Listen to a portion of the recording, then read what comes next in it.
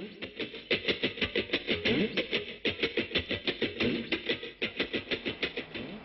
are in the city of Cuernavaca with Dr. Laurent Jullier from Paris 3, who has been our keynote speaker this morning. And we are having the 7th National Conference on Film Theory and Analysis here at Cuernavaca. This is the Universidad Autónoma del Estado de Morelos. We want to thank to Universidad Iberoamericana, who have Dr. Jullier with us, and we also want to thank Sepancine, Seminario Permanente de Análisis Cinematográfico, and of course Laurent. Dr. Jullier is the author of many important books on film theory and analysis. This morning we want to have a conversation about his two books more directly related to film analysis and his teaching. Analyse des séquences et livre des images de cinéma en. Later we'll touch on number 2. The latter was written with Michel Madrid. Dr. Jullier, thank you very much for agreeing to have this conversation with us. I want to start by asking you, what is the importance of the analysis of sequences in the university system in France and the rest of Europe? The analysis of sequence is a tool in the administrative and academic and high school courses for maybe 15 years. Now it's a major tool for selecting students. It depends if you succeed at the analyse de séquence, you can enter the FEMIS, for example, which is the most famous film school in France. So it's a tool of discrimination between the good and the bad students. But it's for entering all the careers in the humanities or No. only film? If you want, for example, to teach English in the high school, you can choose the analysis of sequence among other options. If you want to teach French, if you want to teach Spanish, you can choose the analysis of sequence. So it's for film studies and language studies? Yeah. Foreign language. Yeah. Oh, and 15 years ago. So what were the circumstances that provoked this change? Because traditionally it has been only the analysis of written texts. Yeah. In my opinion, it is connected with the digital revolution and mainly the spreading of the web, the spreading of internet, and the success of YouTube. When you watch on YouTube, you watch sequences, you watch scenes. You don't want to watch the entire movie. And young people became very accustomed to the notion of excerpt, the notion of short excerpt from a totality. And now the very idea of a short sample of a work of art is very popular among the youth. And this is the same for all the European universities? Italy, for example, or Germany are still attached at the entire movie, the entire work. And even in France, outside the academic world, for example, the critics of Cahiers du Cinéma are very reluctant to this notion of excerpt. They are still attached to the integrity of the work of an author. Are there any courses on film analysis in high school, France? Yes, when you are a student in high school, you can choose the cinéma et audiovisuel option, and so it's 10% of your total notation. And is film actually taught in elementary school? In elementary school, no. Some some teachers go to the movies with their pupils, but it's an exception. It is not officially studied in the elementary school. And in television, is there anything on film analysis? On la television, on cultural television? Any programs or No. series? No. No, it Not doesn't yet. exist on television. No. It has. There is a tradition of film critics at the television, but critics is not analysis. Like I keep saying every day to my students, it is very, very different. All right. Now coming to the next book. Why it took so long in France to have the first textbook in film analysis for graduate students? It's from 2007, and I was thinking of Marcel Martin in 1955, or Jean Mitry and others, but this is the first textbook like this. This is the first textbook based on sequences, but not the first textbook on film analysis. The first has been written in 1986 by Michel Marie, Jacquemont, Alain Bergala. It is l'analyse de film, but it does not focus on the sequence or the scene. It focuses on the entire movie. Why it wasn't until 2007? I'm thinking of what happens in the United States, especially, where there is a long tradition of textbooks. Yeah, this is very different in the United States. There is a particularity in France. There is a confusion between critics and the academic world. And when you say to somebody who is French but not very particularly found in film theory, what is film theory for you? And you will answer, oh, this is cahier du cinéma. Theory is cahier du cinéma. Oh, it is not true. Cahier du cinéma provides examples of critics, maybe sometimes philosophical and aesthetic analysis, but this is not film studies per se. This is different. So in the United States you have a strong cultural and gender tradition which is totally unknown or almost unknown in France. So the conditions of the spreading of the knowing are very different. And finally, the public of these books is different. In the United States, the format is big, with big pictures, a big market. This has smaller pictures, so the publishers know there is a different market in France. It's a different market.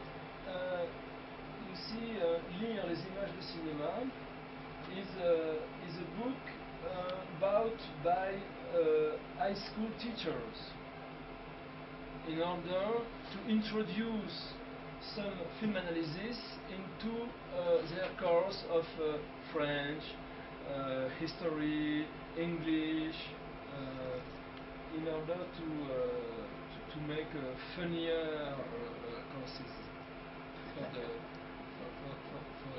pupils. And when you see the writing of books on film studies in France, I think there is a strong tradition of writing books by forehands. What was your experience? Why did you decide to write with Michel Marie? I like to write a forehand book because I like to hear what colleagues have to say about a film, and especially colleagues who are very different of me. Michel Marie is 15 years older than me. He has an experience of the mouvement des ciné-clubs just after World War II, which has been very important in France. So he has not at all the same culture than mine. He's very different. He has a different approach of the movies. than me. And I've been writing books with an anthropologist, a sociologist, a philosopher, and now I'm writing a book about interpretation with a Canadian semiotician. So people who are very different. I believe into the exchange of knowings. Now, focusing on film history and analysis, at the end of your conference on Monday at Universidad Nacional, you said you give a lecture on postmodern style and contemporary film, but you mentioned the need or the possibility to rewrite the history of film as, if I understand, a history of the gaze. Yeah. Why would this be necessary? Like I was saying this morning, film needs a spectator. You can't pretend. I can't believe film can still be a film, can remain as a film if nobody is looking at him or at it. It's impossible. A film needs a spectator, and all the spectators are different depending on the country, the age, the sex, the color of the skin, the sexual preferences. Every characteristic has an influence on the gaze. And if you watch in 2011, for example, I don't know, Modern Times by Charlie Chaplin, it will not be the same Modern Times than in 1936. Now it's a almost totally different movie. We're seeing other things into the movie. So if the purpose of film analysis is to find what the movie can say, what we can learn from the movie, we have the obligation to study the entire epoch, the times and not only the times of its production, but the times of its viewing. Yeah. So, do you think this enterprise should be an international and interdisciplinary, or it's my. It would be marvelous if we could have a true interdisciplinary and international collaboration, but it is very difficult to make a true interdisciplinary work, for example, because we have to share some paradigms. If we don't have any paradigms in common, it will be impossible to talk. This morning I had a question from a woman, and I could see our paradigms were totally different. She was from another time of cinema studies. We didn't share anything. Even the words had a different signification when we used them.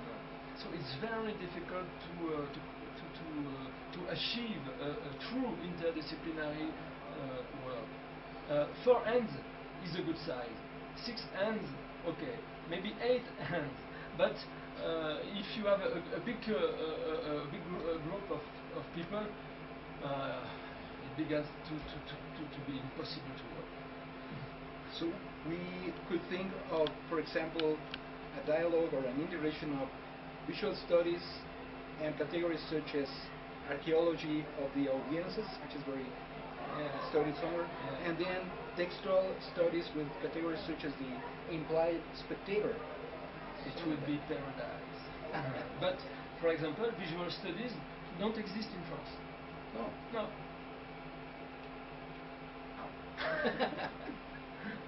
Wow. Well,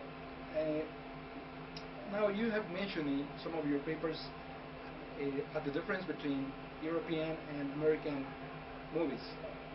What do you think is the main difference between the traditions of film analysis in Europe, especially in France, and American analysis?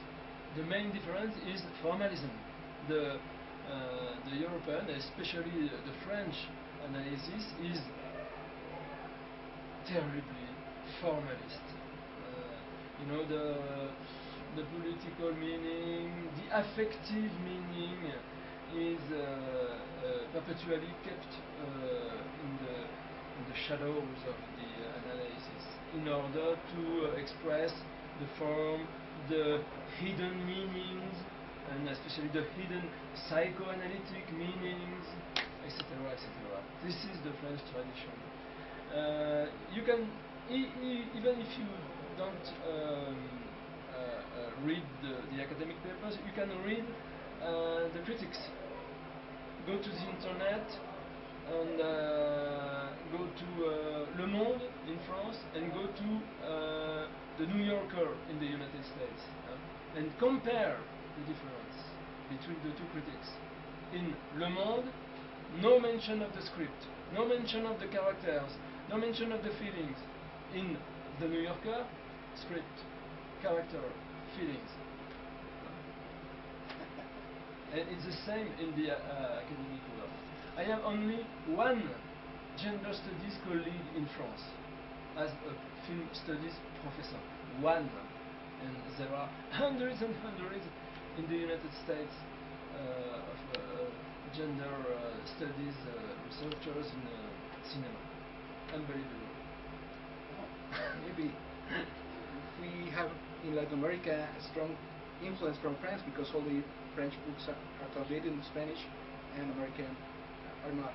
But anyway, I would like to ask what has been the evolution of film, the stages of film studies in France since the creation of the first graded program in 1960? The first official graduate program completes from pre-graduate till PhD date from 1985, the first one. And the evolution has been from the structuralism to aesthetics and history. Now, aesthetics and history are the two dominant paradigms. 25 years ago, it was semiology and narratology. Now, it has totally changed. Semiology is a forbidden word. Yes. Yeah. Nobody told no more about semiology. It's a pity. I can regret it. In Italy, it is totally different. Semiology is very important in Italy. So, what happens? This is France and Italy. What happens in Europe in general? I don't know. Too much. No, yeah. Now, to finish, an easy question. What is the importance of film studies for society? You know, with some of my friends who are sociologists, we are beginning a big study on the taste and the practice of cinema in the working class. Till 1945, from 1945 to the end of the 50s. And we began to observe that there is a tradition of film analysis. I mean, to begin with an oral tradition. Workers go to the movies and discuss the movies with their friends, with the family, with the son, with the daughter, and film is a way, like I was explaining this morning about Star Wars and a relationship between a son and his father. The film began a support for discussing the relation, the personal relation with the children, with the grandfather or the grandmother, to resolve conflicts, and to our opinion, my friends and me, this is a kind of film analysis. This is not academic film analysis, but this is popular film analysis, and it exists. And some of these workers, especially during the Mouvement des Ciné Club, described and lived by Michel Marie, some of these workers had some notebooks, and they were writing their impressions on the notebooks for pleasure, but not only for pleasure, in order to clarify their feelings. And this is true film analysis, with their words, which are not our words. We use technical, semiological words, but at the end, this is the same. And at the beginning of this conversation, you mentioned the difference between criticism and analysis. Could you summarize this difference? The main difference, for example, I gave 4 conferences in Mexico, and I never pronounced the word "it's a good movie" or "it's a bad movie." Never. You can check. Good. Oh, you are preparing second volume? Yeah. We hope to achieve a second volume connected with the internet, and with a French website called Vodcaster. Vodcaster is the biggest website of short film sequences in all the world. And so you can see the sequence and read the book at the same time. Good. Let us know now, what is the address of your personal website and what will we find in it? www.jullier.net. You will find 60 essays readable, 60 essays, including maybe 10 or 12 in English. Nothing in Spanish, I'm sorry. Well, that's pretty much. Thank you, Dr. Jullier, for your visit and for your work. Thank you for the invitation and the questions.